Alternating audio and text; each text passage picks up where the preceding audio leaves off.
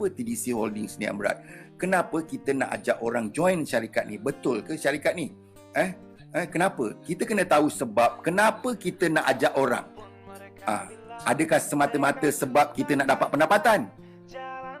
Ataupun kita ada niat nak membantu orang tu daripada tak sihat jadi sihat, ataupun kita nak membantu orang tu daripada tak sihat poket sihat poket. Jadi kita kena tahu kenapa kita kena ajak dia di TDC. Apa sangat keistimewaan TDC ni yang kita nak ajak ramai orang ni? Kita kena tahu benda tu, baru kita boleh ajak orang ramai sertai rangkaian kita. So kita tengok dekat sini. Kenapa TDC? Sebab TDC mengeluarkan satu produk yang patuh syariah. Okey. Alternatif Etiasia, produk yang dikira berkualiti dan terbukti berkesan melalui kajian perubatan juga pengalaman pengguna yang telah mengamalkannya. That change your life. Maksudnya, kita mengeluarkan satu produk yang totally 100% patuh syariah. Bukan patuh syariah daripada bahan sahaja, bukan patuh syariah daripada material yang kita dapat sahaja, tapi dia patuh syariah keseluruhan. Itu yang kita kena tahu. Kotak dia pun patuh syariah, dia punya packaging yang dekat susu tu pun bos cari yang melalui syarat-syarat patuh syariah. Sebab kan macam kita tahu kadang macam produk-produk, banyak produk-produk kita tengok dekat market, kita tahu tak tahu daripada mana asal usul dia kan. Bila kapsul ni dia datang daripada macam-macam. Adakah kapsul tu betul-betul halal? Produk halal, tapi adakah kapsul tu halal? Jadi bila produk patuh syariah tu, dia melalui piawan-piawan yang tertentu untuk melepas. Bila lepas, baru kita boleh dikategorikan patuh syariah. Jadi kita kena tahu benda tu. Produk kita ni kan, dia punya sampul, dia punya sarung susu tu halal tak? Patuh syariah tak? Sampai ke kotak pun melalui orang kata piawan untuk patuh syariah ni. Jangan main-main. Sebab tu kita kena faham benda ni. Kita kena tahu.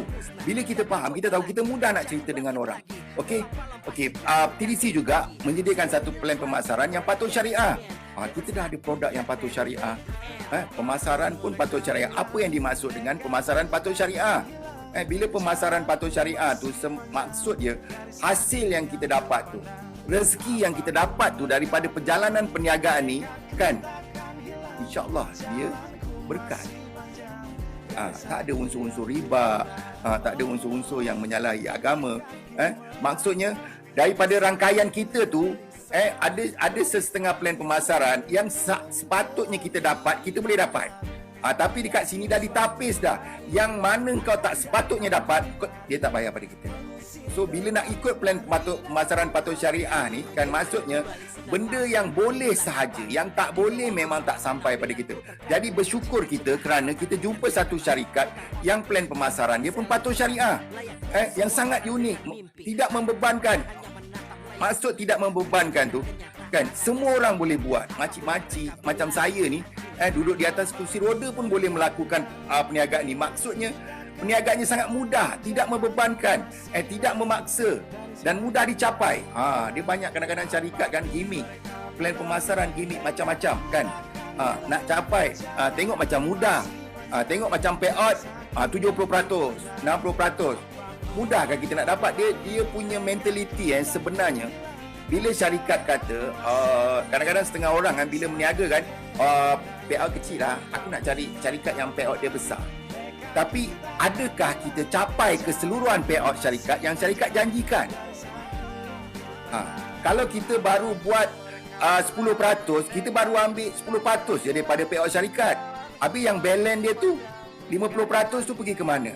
Maksudnya tak keluar juga. Tak ada isu kenapa benda tu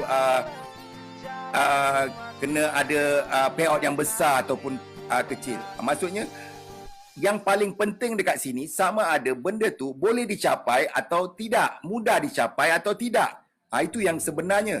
Okey, nak bagi-bagi, nak tolong-tolong, tolong betul-betul, nak bagi-bagi betul-betul.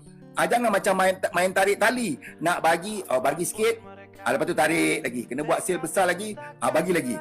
Jadi benda tu kita tak nampak syariah dia tu kat mana. Okey, so telah memperoleh tahap kehidupan yang lebih baik.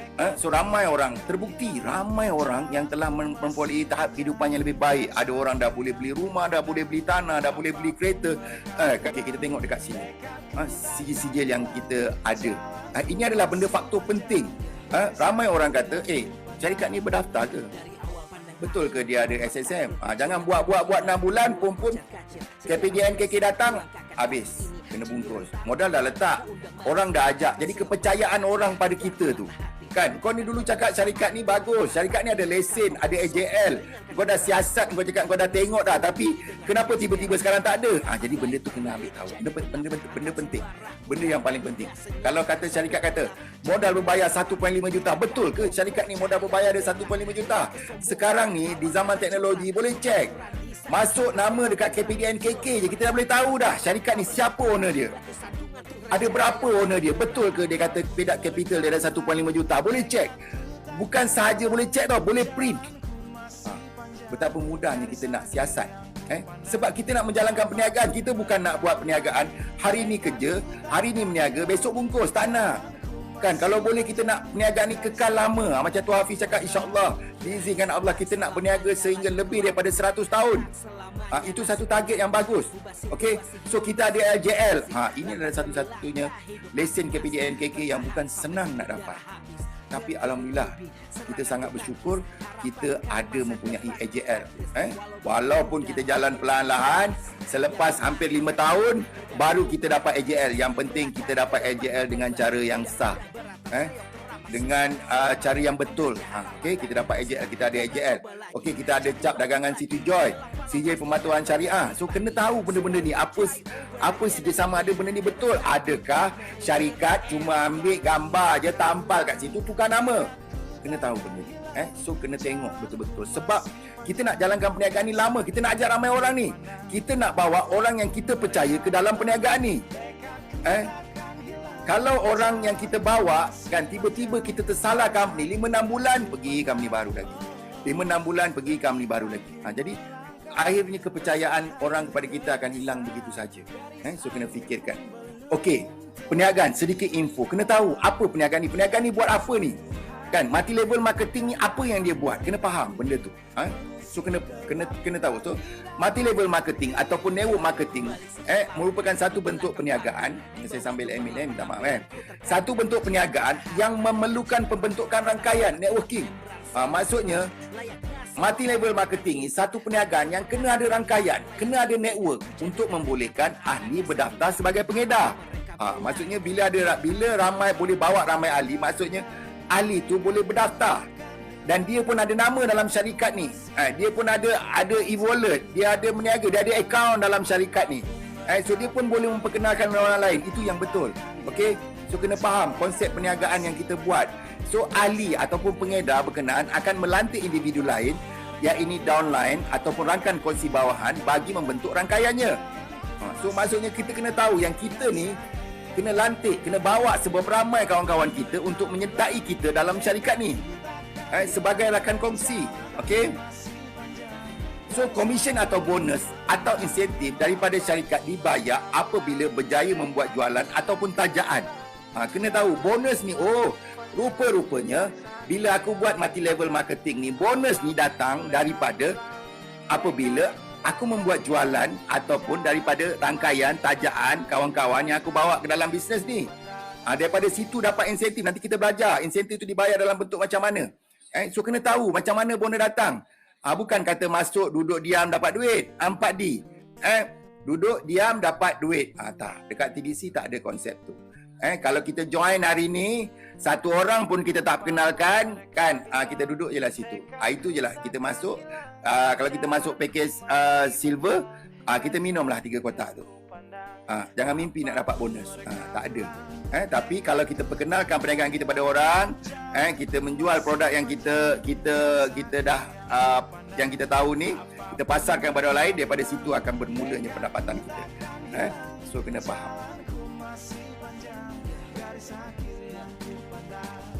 Dari awal pandang akhir, ku rombak takdir kecilnya kemungkinan. Ku buat kocar kacir sejarah mulai saat ku langkahkan kaki ini. Cibiran tantangan, ku undang mari sini. Terseok mata kaki, tegar di mata hati. Lupakan kebiasaan buruk meratapi. Kantong kosong, ringankan gerak. Waktu kan mengisi